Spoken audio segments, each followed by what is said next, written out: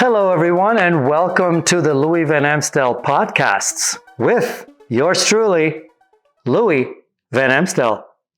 So, let's get right to it. What is the number one question I am being asked since I have joined Dancing with the Stars in 2005? Well, who was my favorite partner? And before I'm going to answer that, I want to make sure you all know that I've had amazing celebrity women as my partner. There's only one that I don't like. So that means I've had 11 seasons. That means I had 10 amazing women. And even that 11th one, it's not the 11th one in a row. Let's make that really clear. I love Cheryl Ladd. That was last season.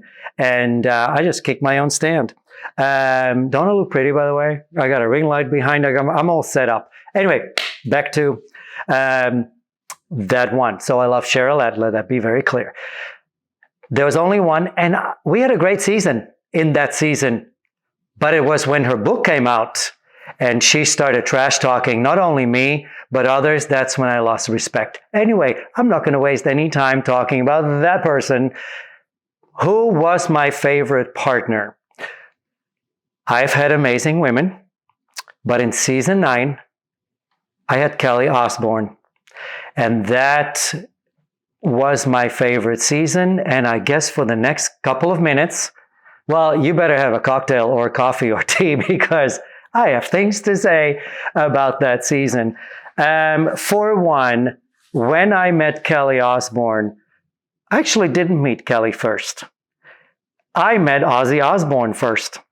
Because I was meeting Kelly. You know when you see that package, the first performance that we do? Well, you get that pre-package, right? That video. And, well, I had to drive to Ozzy and Sharon's house to meet Kelly. Well, knock on the door, open the door. It was Ozzy Osbourne. And when he saw me, he had no idea who I was. And when he saw the camera, he realized, oh, this is Dancing with the Stars. And he turned around and he screamed, Sharon! Yes, like that. Sharon came and I met Sharon. And then Sharon brought me to their backyard and there was Kelly. And I believe we had instant chemistry. I loved Kelly from day one. No filter. All she knows is being her. Unfortunately, being in the limelight because of 2 famous parents, that took a huge toll on Kelly. And I could see immediately we were going to have an uphill battle going in front of millions of people on Dancing with the Stars. Anyway, let's go through this journey together. Day 1, rehearsal, which was a few hours after meeting Kelly at her parents' house. It didn't really go well the first hour. Nothing stuck. Explaining steps. It didn't work. Okay, a few days later, I tried a lot of things. And then I had an aha moment. Stop teaching steps. Stop breaking it down. And then another aha moment. I realized, well, she comes from a musical family. I mean, hello, Ozzy Osbourne, Black Sabbath. Whether it's your style or not, Black Sabbath, world famous, and I'm dancing with his daughter. So I thought, let me try the rhythmical route. We had Viennese waltz, so I clapped the rhythm. 1, 2, 3, 4, 5, 6. 1, 2, 3, 4, 5, 6. And I just said, okay, this is the rhythm. Clap it with me. And now let's just do it. And we started swinging. And oh my goodness, how amazing. I thought, oh my gosh, she is rhythmical. She's got it. So I realized then and there, she might become the dark horse. She might be the biggest surprise Dancing with the Stars has ever had. But of course, this was the week 1 at the end of the week. So I knew that having Viennese waltz, the woman had rhythm, and I thought, oh, this is going to be really good. Anyway, we had to go to England before the show. And I realized taking her away from Hollywood was actually a good thing. And oh my gosh, she was getting better and better. We're talking week 1. We haven't even performed yet. So I told Kelly, please look like Marilyn Monroe. I'm not going to share with you what she actually said, but it was bleep, bleep, bleep, bleep, bleep, bleep. No. Anyway, she did anyway. She had a beautiful dress, dark blue, and then hot pink chiffon. This is what I thought. Everyone watching thought Kelly Osbourne was going to be a train wreck. I think the show set her up to fail. I don't know this, and I want to give them the benefit of the doubt. And whether they did or not, it didn't matter. I was not bitter about it because I knew she was going to surprise the heck out of everyone. So I took that challenge, and I wanted to make that clear. The show might not have done that on purpose. I just told myself to kind of rile me up and let this competitive side of me. I'm not competitive at all, you know. No. Who am I kidding? I am so competitive. Anyway, when I saw her in dress rehearsal with that dress, and I could even tell, yes, she was nervous. Oh my gosh, was she nervous? But I could tell that there was also this glimpse of confidence in herself already within, 2.5 weeks of rehearsal. But then the show started and we saw that we were last. That season, 16 couples, and we were last. Oh my gosh, what we needed to do as a couple to just not let it all get to her. And then all the performances that were great and even better. I mean, Maya, her performance was great out of the gate. Donny Osmond, who won season 9. I mean, they were all like strong horses. And then I had Seabiscuit.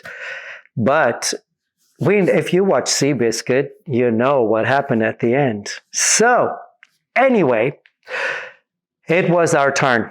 16th. It was, I think, 20 minutes left in the show. So 1 hour and 40 minutes. We had to stay head in the game, get away from everything. Let no performance of any other celebrity affect her. And of course it did. But, okay, it was our turn. And we walk the few steps in the beginning, and I already could feel she turned those nerves into, you know what, this is my chance, and I'm taking it. And did she take it? Then after the beginning, side by side, we get into close hold, and she did even better than rehearsal. And I could feel her blossom in that close hold in Viennese Waltz, which is not easy. Week 1 is also one of the most boring dances. And yet she was swirling and twirling. And by the end, it was choreographed. I slide her on the floor and we're hugging and we get up, and the roar of the audience. It was just so amazing. I have goosebumps just talking about it again.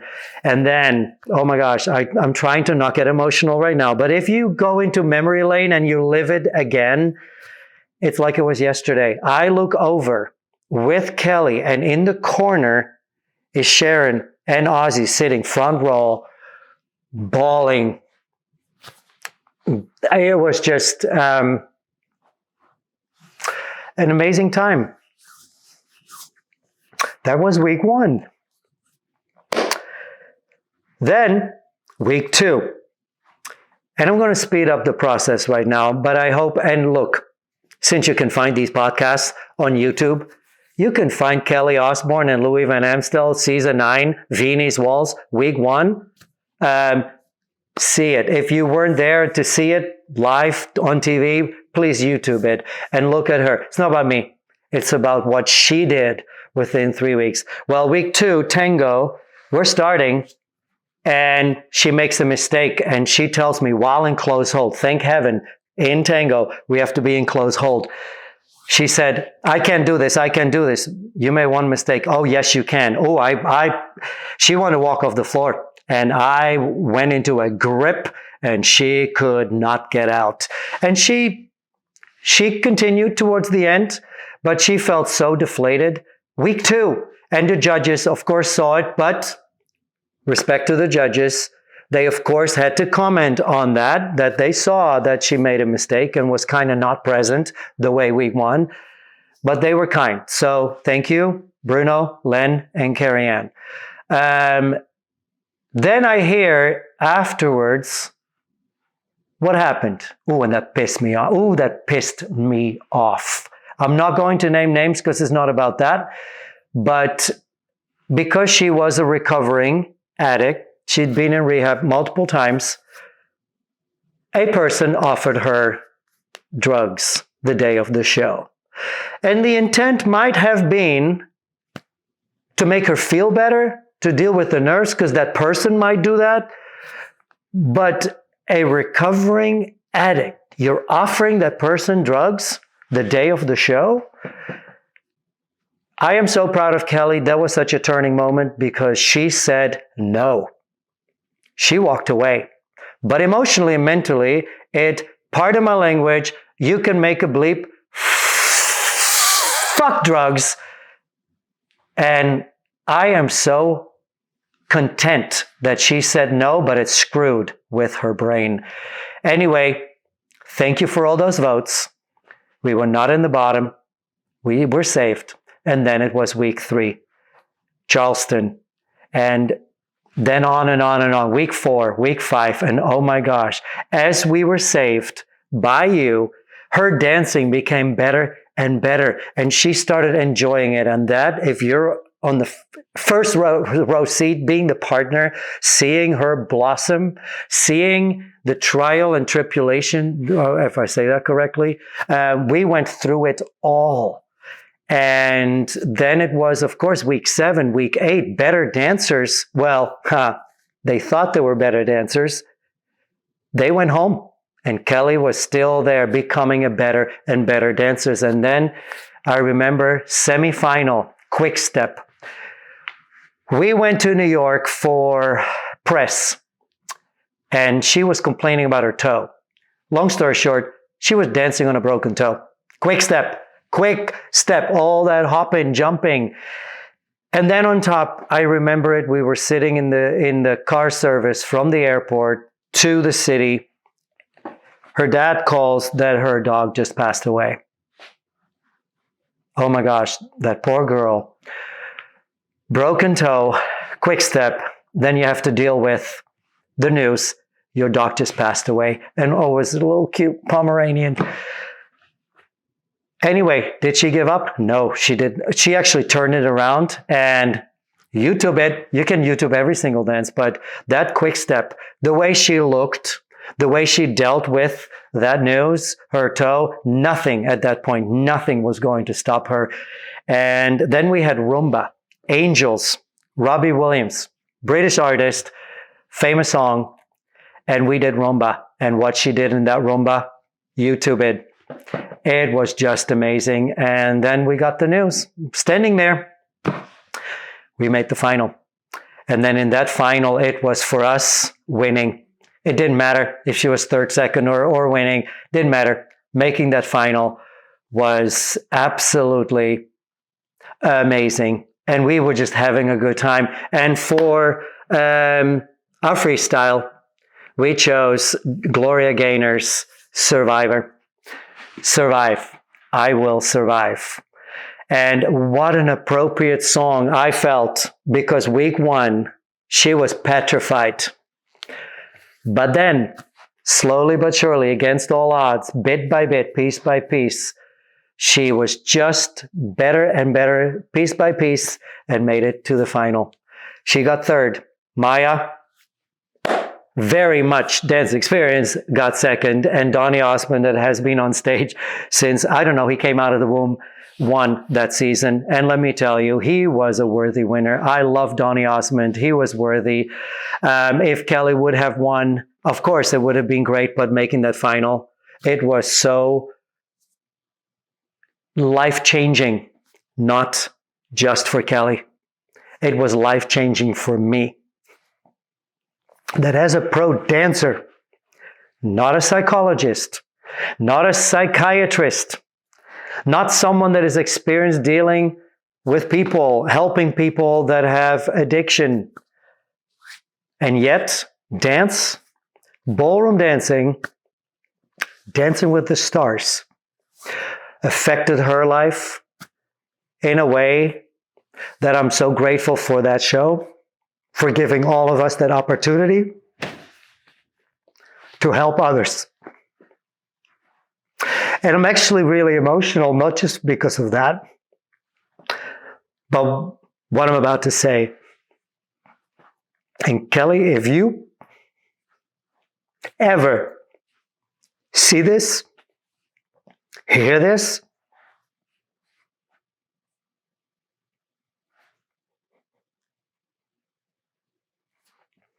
I want you to know how much you've changed me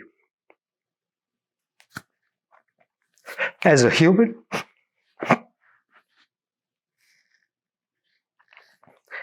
and how many lives you have changed by putting your heart and soul on that dance floor. In every single package. And oh my gosh, you had the packages with the most bleeps. Let me tell you, you take that trophy. But you know what? You and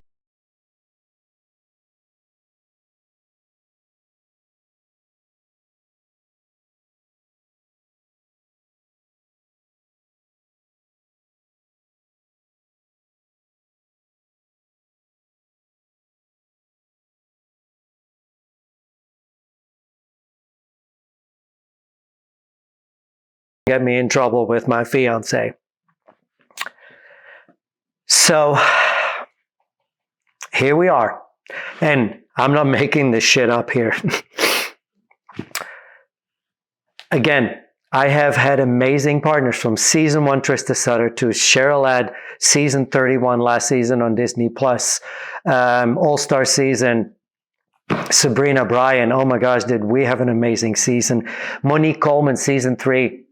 We walked in the alley. We had such deep conversations, helping each other, and made it to top 4. Lisa Rinna, season 2, who made it to the top 4. We became best friends. And I love you, Lisa Rinna. We've had our issues, but we've talked through them. And to this day, I love you. Priscilla Presley.